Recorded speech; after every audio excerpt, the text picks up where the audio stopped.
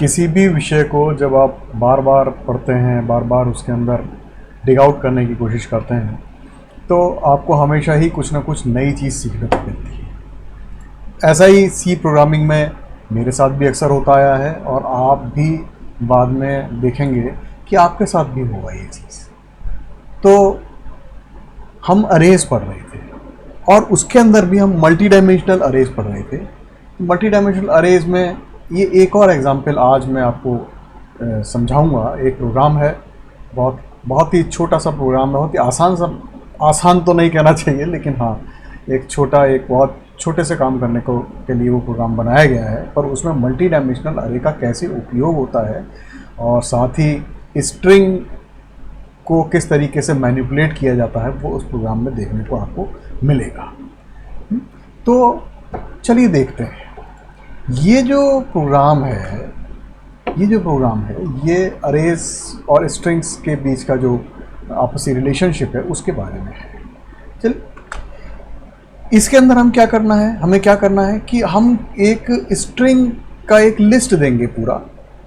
जैसे मान लीजिए मैं यूँ कहता हूँ कि मेरी क्लास के सब बच्चों के नाम मैंने दे दिए और उनको फिर अल्फ़ाबेटिकली अरेंज करेंगे और फिर अल्फ़ाबेटिकली अरेंज करने के बाद वो हमें वापस से उस अल्फ़ाबेटिकली अरेंज्ड लिस्ट का आउटपुट देगा। ये प्रोग्राम ये वाला काम करता है। ऐसा काम अगर एक्सेल में आपने एक्सेल को जाना होगा या एक्सेल पे काम किया होगा MS एक्सेल पे, तो आपको ये काम करने को मिला होगा कि वहाँ पर आप अल्फ़ाबेटिकली चीज़ों को अरेंज कर सकते हैं। तो ये काम अगर हम सी प्रोग्रामिंग के द्वारा करना चाहें तो किस तरीके से होता है।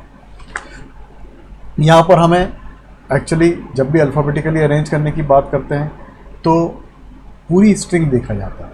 मैं कहूँगा मनीष और मैं कहूँगा मुकेश, तो नेचुरली मुकेश जो है वो मनीष के बाद में आएगा, क्योंकि पहला अक्षर तो मिल रहा है लेकिन दूसरा अक्षर में ए के बाद यू आता है, इसलिए मुकेश बाद में आएगा और मनीष पहले आएगा। ये मतलब इस चीज़ का भी इसके अंदर ध्यान रखा जाना है।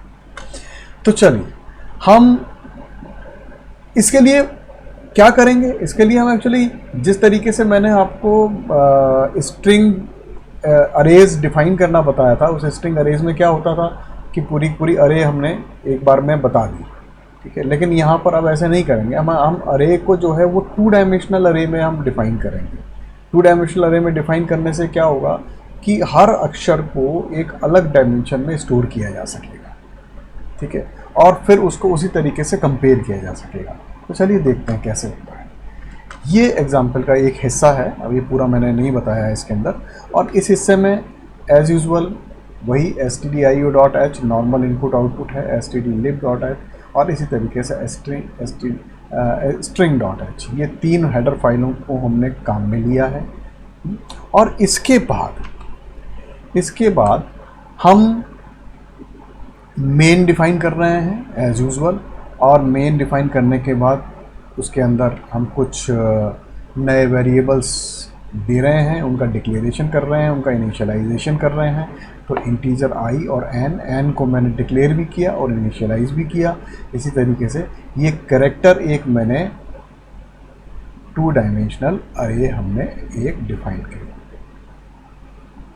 ठीक है। तो ये एक 2 डायमेंशनल अरे है।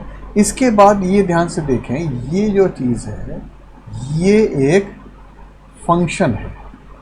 ये फंक्शन है जो कि यूज़र डिफाइन है।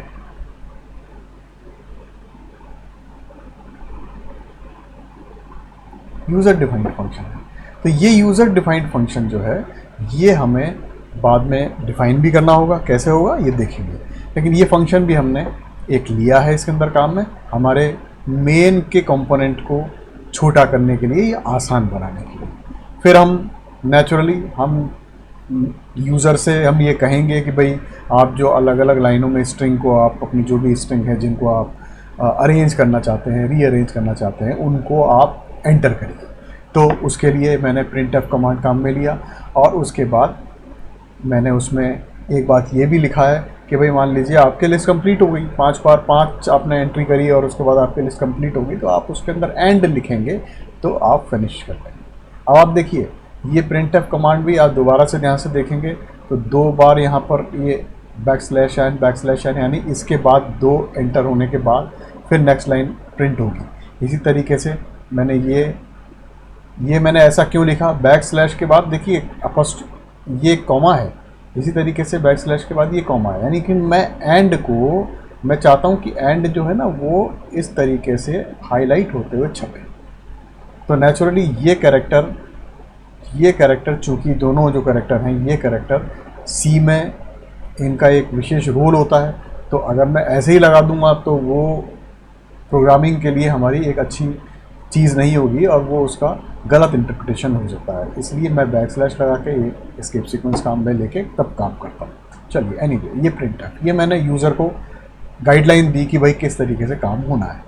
उसके बाद अब हम पढ़ेंगे, जब पढ़ेंगे तो नेचुरली जब मल्टीपल स्ट्रिंग्स हम उसमें एंटर करना चाह रहे हैं तो हम कोई ना कोई ऐसा कमांड काम में लेंगे जो लूप हो, जो बार बार चले जब तक कि हम चाहें।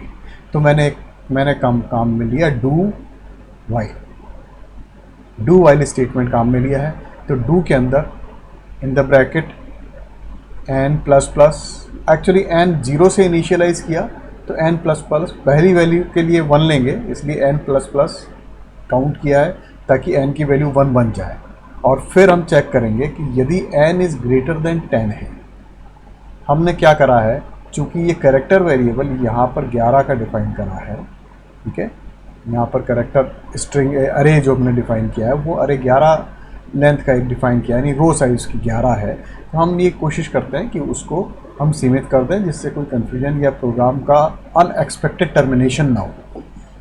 तो हमने क्या करा, if n is greater than 10 we will print you are not allowed to enter more than 10 entries.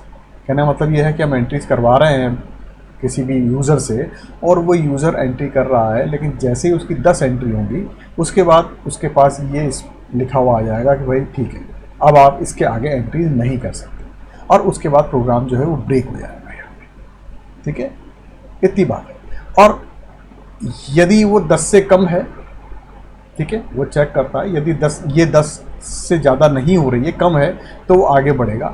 String %d और n, माने पहली एंट्री है तो स्ट्रिंग नंबर 1 और उसके बाद कॉलन ये लगा देगा, और यहाँ पर scanf कमांड देंगे जिसमें वो स्ट्रिंग को ले रहा है, कैसे, किस रूप में, अरे के रूप में, ठीक है। तो पहली अरे है, अगर मैं 1 ले रहा हूँ तो 1 पहली एक्सरे, x1, 2 ले रहा हूँ तो x2, 3 ले रहा हूँ तो x3, यानी वो स्ट्रिंग का नाम असाइन हो गया, तीसरे वाली लाइन में आ गया, चौथी वाली लाइन में आ गया, हर लाइन में एक स्ट्रिंग आती चली जा रही है। और उस स्ट्रिंग की जो लेंथ है वो मैंने यहाँ पर एक तरह से 14 करीब डिफाइन कर दी है। ये इसको आप ओपन भी रख सकते हैं, लेकिन यहाँ पर एक डेफिनेशन आपको समझाने के लिए क्लियर कर दी कि 14 की लेंथ है उसकी, उस लेंथ के आगे की हम स्ट्रिंग नहीं ले रहे हैं फ़िलहाल, ठीक है। तो यहाँ पर ये सेट कर दें। इसका मतलब ये है कि अगर मैं कोई नाम देता हूँ तो यहाँ पर ये क्या छाप रहा है, हम हर स्टेप पे पता होना चाहिए कि हमारे सामने ये प्रोग्राम किस तरीके से वर्क कर रहा है। एक्चुअली यहाँ पर क्या लिखा हुआ आने वाला है मेरे पास, स्ट्रिंग और 1 और ये, ठीक है। और जब मैं इसके आगे जो नाम लिखूँगा वो एंटर हो जाएगा। जैसे मैं यहाँ पर अपना नाम लिख देता हूँ मनीष, ठीक है। ये तो सामने मुझे स्क्रीन पर दिखेगा, लेकिन एक्चुअल में जो होगा वो ये जो मनीष है ना, ये x1 को दे दिया गया है, राइट। तो ये चीज़ हमारे को ध्यान में रखनी है कि ये नाम x1 को अलॉटेड हो जाएगा। तो इस तरीके से 8, 9, 10 तक के नाम ये x1, x2, x3, x4, x5 इस तरीके से अलॉट हो जाएंगे। और उसके बाद ये डू कमांड खत्म होगा, फिर वो चेक करेगा कंडीशन आखिरी में आ रही है, यानी कि पहली बार एक बार तो ये कमांड चलेगा ही चलेगा, इसका मतलब ये हुआ, ठीक है ना, ये ध्यान रखना है। तभी हमने इसका स्ट्रक्चर इसी तरीके से किया है और n++ भी इसी कारण से किया है, ठीक है ना। While strcmpi in the bracket x n और एंड, ये देखिए ये जो कमांड है ये जो है ये एक्चुअली string.h फाइल में मिलता है, ठीक है। और इसका काम क्या है, इसका काम ये है कि ये इसको और इसको कंपेयर करता है, ठीक है। और यदि पहली वाली स्ट्रिंग दूसरी वाली स्ट्रिंग से बड़ी होती है तो उसकी वैल्यू ग्रेटर देन 0 यानी पॉजिटिव देता है, और अगर पहली वाली स्ट्रिंग दूसरी वाली स्ट्रिंग बराबर होती है तो उसकी वैल्यू 0 देता है, और अगर पहली वाली स्ट्रिंग दूसरी वाली स्ट्रिंग से छोटी होती है, छोटी कहने का मतलब है पहले आना, ठीक है ना, अरेंजमेंट में पहले आना, तो उससे पहले होती है तो उसकी वैल्यू नेगेटिव देता है, ठीक है ना। तो इसका मतलब ये है कि जब तक करना है जब तक कि ये स्ट्रिंग CMPI XN = एंड ना आ जाए, यानी कि यदि या तो कब एंटर खत्म हो जाएगा हमारी एंट्री खत्म हो जाएगी, या तो 10 एंट्रीज हो जाएंगी तब, या फिर हमारी एंट्री खत्म हो जाएंगी जबकि हम एंट्री की जगह पर लिख देंगे एंड, ठीक है। ये हमने यूज़र के लिए हमने डिफाइन कर दिया कि भाई इस तरीके से काम होगा, ठीक है, सिंपल हो गया काम। अब इसके बाद ये जो रीऑर्डर है ये हमने फंक्शन कॉल है हमारी, ये क्या चीज़ है, ये है फंक्शन कॉल।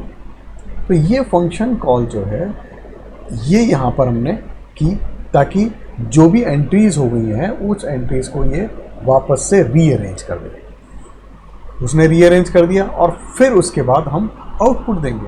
तो ये रीअरेंज करने के बाद हमने उसका आउटपुट दिया, printf कमांड से हम देंगे $n/n/n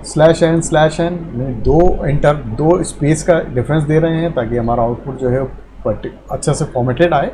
recorded list of string \n दोबारा दिया हमने, और फिर हमने चूंकि वो स्ट्रिंग्स एक से ज़्यादा हैं, इसका मतलब ये है कि हम दोबारा से फॉर कमांड का या किसी और कमांड का यूज़ करके जिससे लिस्टिंग प्रॉपर्ली आ जाए हम उसको लिखेंगे या आउटपुट देंगे उसका। तो यहाँ पर फॉर कमांड का यूज़ दिया है i = 1 से लेके कब तक, जब तक कि i > n है। यानी मान लीजिए मैंने 8 वैल्यूज़ एंटर करी जिसमें से 8वीं एंड है ना, तो 7 तक वो लेगा। समझ में आ गई बात? तो ये चीज़ उसके आगे वो दे देगा printf स्ट्रिंग %d और फिर %s, यानी यहाँ इसकी जगह पर तो i आ जाएगा, यानी 1 है स्ट्रिंग नंबर 1, और यहाँ पर x1 string number 2, x2 string number 3, x3, इस तरीके से सारी स्ट्रिंग्स एक के बाद एक जमा होके आ जाएगी। ये इसका आउटपुट होगा, ठीक है। अब देखिए जो रीऑर्डर है, जो रीऑर्डर का हमारा जो यूज़र डिफाइंड फंक्शन है, वो यूज़र डिफाइंड फंक्शन किस तरीके से काम करता है, ये बहुत ही इम्पॉर्टेंट और बहुत ध्यान से देखने की चीज़ है।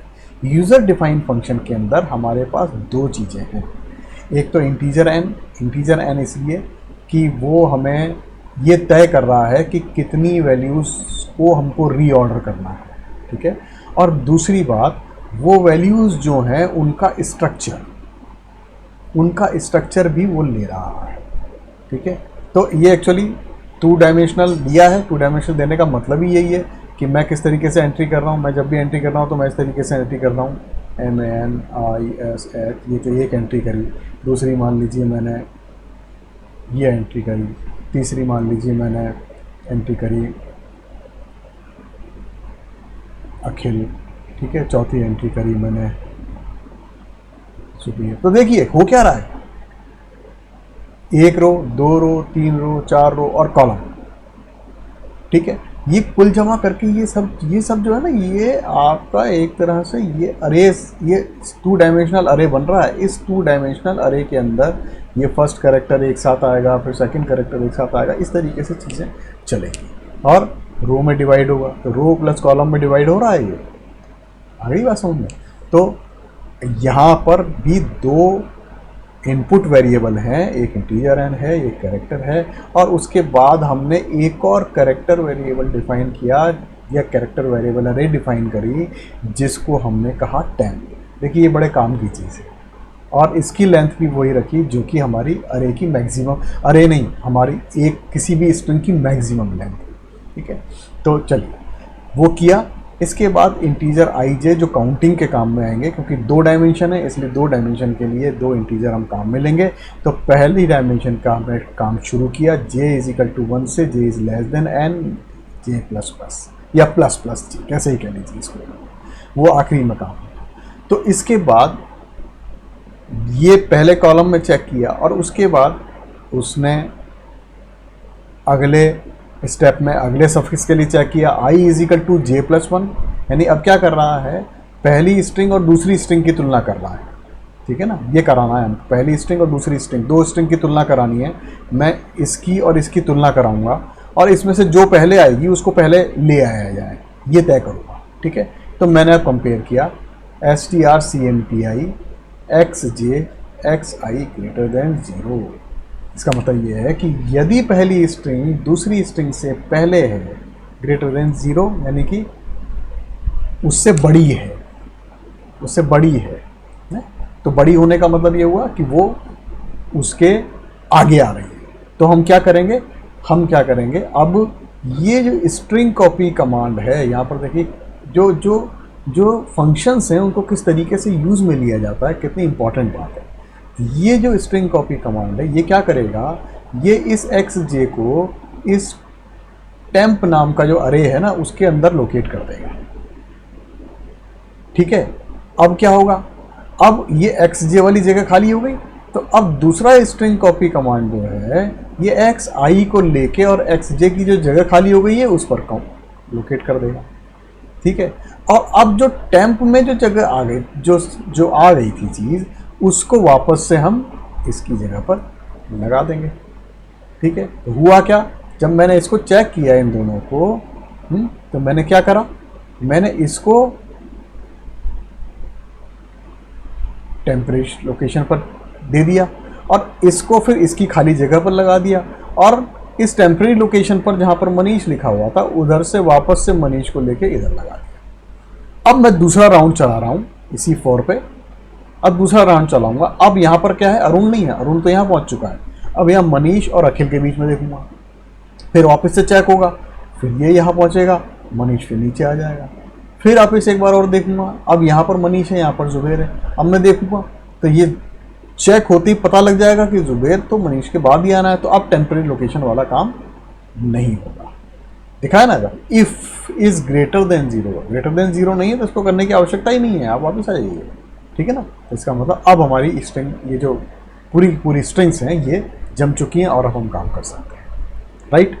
तो इसमें यहाँ तक कोई तकलीफ आने की बात नहीं होनी चाहिए।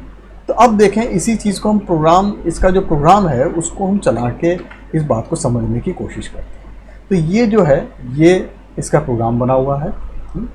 अब हम इस प्रोग्राम को, ये बिल्कुल वैसे को वैसे ही बनाया है जिस तरीके से मैंने आपको समझाया है, ठीक है। अब मैं इसको रन करता हूँ, तो मान लीजिए मैंने इसको रन किया, ठीक है।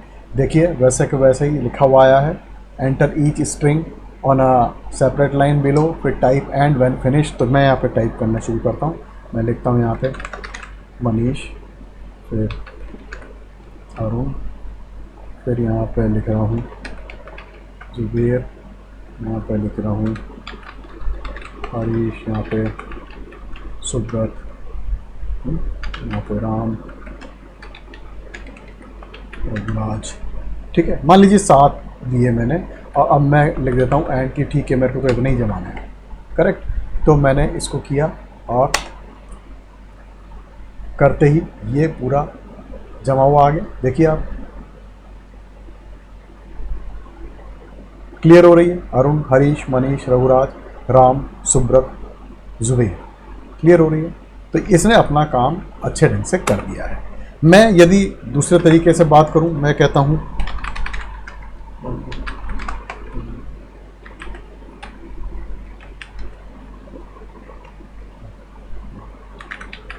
मैं जानबूझ के एक जैसे नाम कुछ ले रहा हूं,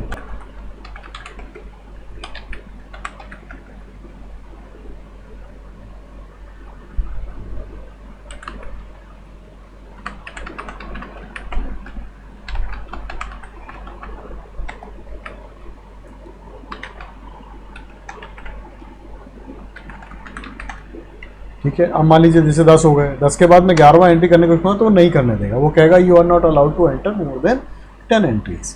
और उसके बाद वो जो 10 एंट्री हैं उन 10 एंट्रीज को वो जमा देगा। आप ध्यान से देखें, अजय पहले आएगा, अमिताभ बाद में आएगा, अरुण उसके बाद में आएगा, मनीष उसके बाद में आएगा, मनीष, मनु, मानवेंद्र, उसी तरीके से जम रहे हैं। यानी पहला कैरेक्टर सेट किया, फिर दूसरा कैरेक्टर सेट किया, फिर तीसरा कैरेक्टर सेट किया। इस तरीके से ये जो फंक्शन है, ये फंक्शन अपना काम सही ढंग से कर रहा है, इसमें कोई तकलीफ आनी भी नहीं चाहिए और नहीं भी आ रही है। तो चलिए देखें अपन वापस से। तो ये जो चीज़ है, ये हमारा पूरा प्रोग्राम का सेटअप था और इस प्रोग्राम के क्या आउटपुट आया ये हमने देख लिया। यहाँ पर भी हम देखेंगे, ये आउटपुट मैंने यहाँ पर लगा रखे हैं अपने स्लाइड में, लेकिन अभी हमने लाइव देखा कि आउटपुट किस तरीके से बनेगा। ये यहाँ पर ये आउटपुट है। तो आप देखो, हम लगातार अरेज का उपयोग करके नई नई चीज़ें कर सकते हैं और ये एक बहुत ही इम्पॉर्टेंट बात है। तो ये हमारा मल्टी डायमेंशनल अरे और अरेज को लेके जो हमारे पास एक बेसिक इन्फॉर्मेशन होनी चाहिए थी, ये सारी है। और नेक्स्ट लेक्चर में हम देखेंगे कि पॉइंटर्स क्या होते हैं और पॉइंटर्स का कैसे उपयोग होता है। सो उनको देखेंगे और अंटिल देन आप देखते रहें इस चीज़ को, इस रिकॉर्डिंग को। और कोई समस्या है, कोई दिक्कत है जो आपको समझ में नहीं आ रहा है या किसी भी प्रकार की क्वेरी है, तो इसके हमारे वीडियो के नीचे एक कमेंट बॉक्स होता है, उस कमेंट बॉक्स में ज़रूर से कमेंट लिखें, ठीक है, ताकि हम उनको कमेंट्स को देखेंगे। हो सकता है हमें 1-2 दिन लग जाए, देखने में सारा समय लग जाए, लेकिन कमेंट्स को हम देखेंगे तो हम उस कमेंट्स का जवाब देने की पूरी कोशिश करेंगे, ठीक है। तो until then, thank you very much and all the best.